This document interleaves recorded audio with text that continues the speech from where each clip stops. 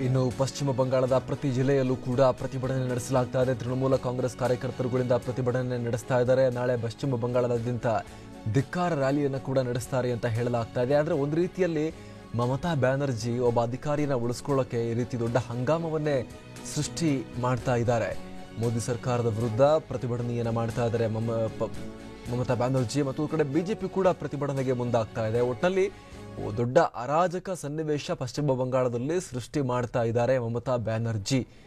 ಯಾತಕ್ಕಾಗಿ ಒಬ್ಬ ಅಧಿಕಾರಿಯನ್ನ ರಕ್ಷಿಸುವ ಸಲುವಾಗಿ ಅನ್ನುವಂಥದ್ದು ಇಲ್ಲಿ ಗಮನಿಸಬೇಕಾಗಿರುವಂತಹ ವಿಚಾರ. ಹೀಗಾಗಿ ಇದು ಯಾವ ಮಟ್ಟಕ್ಕೆ ಹೋಗುತ್ತೆ.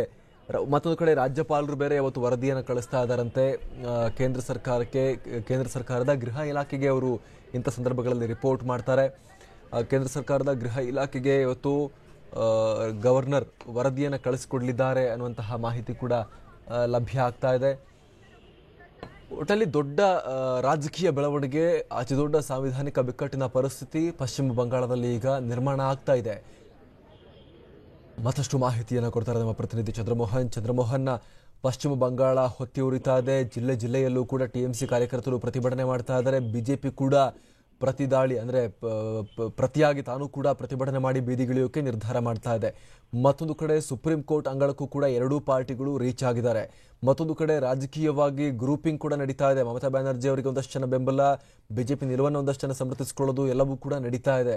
ಒಟ್ಟಲ್ಲಿ ದೊಡ್ಡ ಕೋಲಾಹಲದ ವಾತಾವರಣ ಬಂಗಾಳದಲ್ಲಿ ಈಗ ಕ್ರಿಯೇಟ್ ಆಗಿದೆ. ಚಂದ್ರಮೋಹನ್. ಹೌದು ಅಮರ್ ಪ್ರಸಾದ್, ನಿನ್ನೆ ಸಂಜೆ 6:30ರಿಂದಲೇ ದೊಡ್ಡ ಹೈಡ್ರಾಮಾ ಮತ್ತು ಕೇಂದ್ರ ಮತ್ತು ರಾಜ್ಯ ಸರ್ಕಾರದ ನಡುವಿನ ಸಂಘರ್ಷ ಕೂಡ ಆರಂಭ ಆಗಿದೆ. ಈಗ ಮುಖ್ಯವಾಗಿ ಶಾರದಾ ಚಿಟ್ ಫಂಡ್ ಹಗರಣದ ಬಗ್ಗೆ ತನಿಖೆ ನಡೆಸಲಿಕ್ಕೆ ಸುಪ್ರೀಂ ಕೋರ್ಟ್ ಆದೇಶವನ್ನು ಕೊಟ್ಟಿತ್ತು. ಅದರಂತೆ ಈಗ ಸಿಬಿಐ ಕೂಡ ತನಿಖೆಯನ್ನು ನಡೆಸ್ತಾ ಇದೆ. ಆದ್ರೆ ಈ ಪ್ರಕರಣವನ್ನ ಸಿಬಿಐಗೆ ವಹಿಸುವ ಮುನ್ನವೇ ರಾಜ್ಯದ ಪೊಲೀಸರೇ ತನಿಖೆಯನ್ನು ನಡೆಸಿದ್ರು. ಆಗ ಈಗಿನ ಕೋಲ್ಕತ್ತಾ ಪೊಲೀಸ್ ಕಮಿಷನರ್ ಆಗಿರುವ ರಾಜೀವ್ ಕುಮಾರ್ ಅವರ ಪ್ರಕರಣದ ಬಗ್ಗೆ ತನಿಖೆಯನ್ನು ನಡೆಸಿದ್ರು. ಆದ್ರೆ ತನಿಖೆ ನಡೆಸುವಂತ ಸಂದರ್ಭದಲ್ಲಿ ರಾಜೀವ್ ಕುಮಾರ್ ಅವರು ಕೆಲವೊಂದು ಸಾಕ್ಷ್ಯಗಳನ್ನು ನಾಶಪಡಿಸಿದ್ದಾರೆ ಮತ್ತು ದಾಖಲೆಗಳನ್ನು ಕೂಡ ಸಿಬಿಐಗೆ ಕೊಟ್ಟಿಲ್ಲ. ಹಾಗಾಗಿ ಅವರನ್ನ ವಿಚಾರಣೆ ನಡೆಸಬೇಕು ಅಂತ ಹೇಳಿ ಸಿಬಿಐನ ಅಧಿಕಾರಿಗಳು ನಿನ್ನೆ ಸಂಜೆ 6:30ರ ಸುಮಾರಿಗೆ ರಾಜೀವ್ ಕುಮಾರ್ ಅವರ ಮನೆ ಹತ್ರ ಹೋಗಿದ್ರು. ಆದ್ರೆ ಅವ್ರನ್ನ ಮನೆ ಒಳಗಡೆ ಬಿಡದೇನೆ ಕೋಲ್ಕತ್ತಾ ಪೊಲೀಸರು ತಮ್ಮ ವಶಕ್ಕೆ ತೆಗೆದುಕೊಂಡು ಪೊಲೀಸ್ ಠಾಣೆಗೂ ಕೂಡ ಕರೆದೋಗಿದ್ರು. ಬಳಿಕ ಸಿಬಿಐನ ಅಧಿಕಾರಿಗಳನ್ನ ಬಿಟ್ಟು ಕಳಿಸಿದ್ದಾರೆ.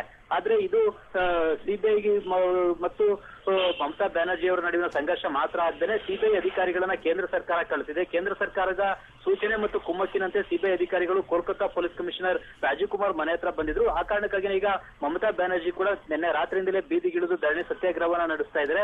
ಮತ್ತು ಅವರಿಗೆ ದೇಶದ ಎಲ್ಲಾ ಪ್ರತಿಪಕ್ಷಗಳ ನಾಯಕರುಗಳು ಕೂಡ ದೂರವಾಣಿ ಕರೆ ಮಾಡಿ ತಮ್ಮ ನೈತಿಕ ಬೆಂಬಲವನ್ನು ಕೂಡ ಸೂಚಿಸಿದ್ದಾರೆ. ಇದರಿಂದಾಗಿ ಇದು ಕೇಂದ್ರ ಸರ್ಕಾರ ವರ್ಸಸ್ ಪ್ರತಿಪಕ್ಷಗಳ ನಡುವಿನ ಹೋರಾಟವಾಗೂ ಕೂಡ ಬಿಂಬಿತ ಆಗ್ತಾ ಇದೆ. ಇವತ್ತು ಕೂಡ ಈ ಒಂದು ವಿವಾದ ಸಂಸತ್ನಲ್ಲೂ ಕೂಡ ಪ್ರತಿಧ್ವನಿಸುವ ಸಾಧ್ಯತೆ ಇದೆ. ಜೊತೆಗೆ ಸುಪ್ರೀಂ ಕೋರ್ಟ್ಗೂ ಕೂಡ ಸಿಬಿಐ ಅರ್ಜಿಯನ್ನ ಸಲ್ಲಿಸ್ತಾ ಇದೆ. ನಮಗೆ ಕೋಲ್ಕತ್ತಾದಲ್ಲಿ ತನಿಖೆಯನ್ನ ನಡೆಸಲಿಕ್ಕೆ ಮತ್ತು ಕೋಲ್ಕತ್ತಾ ಪೊಲೀಸ್ ಕಮಿಷನ್ ಅವರನ್ನ ವಿಚಾರಣೆಗೆ ಒಳಪಡಿಸಲಿಕ್ಕೆ ಅವಕಾಶವನ್ನ ಕೊಡ್ತಾ ಇಲ್ಲ. ಬದಲಿಗೆ ನಮ್ಮ ಕರ್ತವ್ಯಕ್ಕೆ ಅಡ್ಡಿಪಡಿಸಿ ನಮ್ಮನ್ನೇ ವಶಕ್ಕೆ ತೆಗೆದುಕೊಳ್ಳಲಾಗಿತ್ತು. ಹೀಗಾಗಿ ಇದ್ರ ಬಗ್ಗೆ ಸುಪ್ರೀಂ ಕೋರ್ಟ್ ಸೂಕ್ತ ಆದೇಶವನ್ನ ನೀಡಬೇಕು ಅಂತ ಹೇಳಿ ಸುಪ್ರೀಂ ಕೋರ್ಟ್ಗೆ ಸಿಬಿಐ ಸಂಸ್ಥೆ ಮನವಿಯನ್ನ ಮಾಡಿಕೊಂಡಿದೆ. ಹೀಗಾಗಿ ಸುಪ್ರೀಂ ಕೋರ್ಟ್ ಏನು ಆದೇಶವನ್ನ ನೀಡುತ್ತೆ ಅನ್ನೋದನ್ನ ನೋಡ್ಬೇಕಾಗುತ್ತೆ.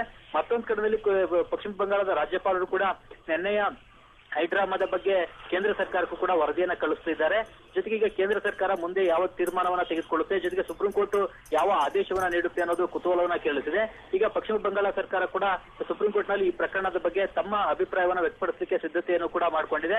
ಪಶ್ಚಿಮ ಬಂಗಾಳದ ಸರ್ಕಾರದ ಪರವಾಗಿ ಹಿರಿಯ ವಕೀಲ ಅಭಿಷೇಕ್ ಮನು ಸಿಂಘಿ ಅವರೇ ಸುಪ್ರೀಂ ಕೋರ್ಟ್ ನಲ್ಲಿ ವಾದವನ್ನ ಮಂಡಿಸುತ್ತಿದ್ದಾರೆ. ಮುಖ್ಯವಾಗಿ ಯಾವುದೇ ವಾರಂಟ್ ಇಲ್ಲದೆ ಸಿಬಿಐ ಅಧಿಕಾರಿಗಳು ಕೋಲ್ಕತ್ತಾ ಪೊಲೀಸ್ ಕಮಿಷನರ್ ಅವರ ನಿವಾಸದತ್ತ ಬಂದಿದ್ರು. ಜೊತೆಗೆ ಅವ್ರನ್ನ ತಮ್ಮ ವಶಕ್ಕೆ ತೆಗೆದುಕೊಳ್ಳಿಕ್ಕೂ ಕೂಡ ಯತ್ನಿಸಿದ್ರು. ಇದು ಸರಿಯಲ್ಲ ಅಂತ ಹೇಳಿ ಪಶ್ಚಿಮ ಬಂಗಾಳ ಸರ್ಕಾರ ಸುಪ್ರೀಂ ಕೋರ್ಟ್ ನಲ್ಲಿ ವಾದಿಸುತ್ತಿದೆ. ಆದ್ರೆ ಶಾರದಾ ಚಿಟ್ ಫಂಡ್ ಹಗರಣದ ಬಗ್ಗೆ ಸುಪ್ರೀಂ ಕೋರ್ಟ್ ತನಿಖೆಗೆ ಸಿಬಿಐ ತನಿಖೆಗೆ ಆದೇಶ ಕೊಟ್ಟಿತ್ತು. ಹಾಗಾಗಿ ಈ ಪ್ರಕರಣದಲ್ಲಿ ಕೋಲ್ಕತ್ತಾ ಪೊಲೀಸ್ ಕಮಿಷನರ್ ವಿಚಾರಣೆಗೆ ಒಳಪಡಿಸಲಿಕ್ಕೆ ಯಾವುದೇ ವಾರಂಟ್ ಅಗತ್ಯ ಇಲ್ಲ. ಸರ್ಚ್ ವಾರಂಟ್ ಆಗಲಿ ಅಥವಾ ಯಾವುದೇ ವಾರಂಟ್ ಅನ್ನು ನಾವು ತೆಗೆದುಕೊಂಡು ಬರುವಂತ ಅಗತ್ಯ ಇಲ್ಲ ಅಂತ ಹೇಳಿ ಸಿಬಿಐನ ಹಂಗಾಮಿ ನಿರ್ದೇಶಕ ನಾಗೇಶ್ವರ ರಾವ್ ಕೂಡ ಹೇಳ್ತಾ ಇದ್ದಾರೆ. ಹೀಗಾಗಿ ಸಿಬಿಐ ಕೂಡ ತನ್ನ ವಾದವನ್ನು ಕೂಡ ಸುಪ್ರೀಂ ಕೋರ್ಟ್ ನಲ್ಲಿ ಮಂಡಿಸುತ್ತಿದೆ. ಎರಡೂ ವಾದಗಳನ್ನ ಕೇಳಿದ ಬಳಿಕ ಸುಪ್ರೀಂ ಕೋರ್ಟ್ ಏನು ಆದೇಶ ಕೊಡುತ್ತೆ ಅನ್ನೋದನ್ನ ಈಗ ಕಾದು ನೋಡಬೇಕಾಗಿದೆ. ಅಮರ್ ಪ್ರಸಾದ್. Thank you Chandramohan.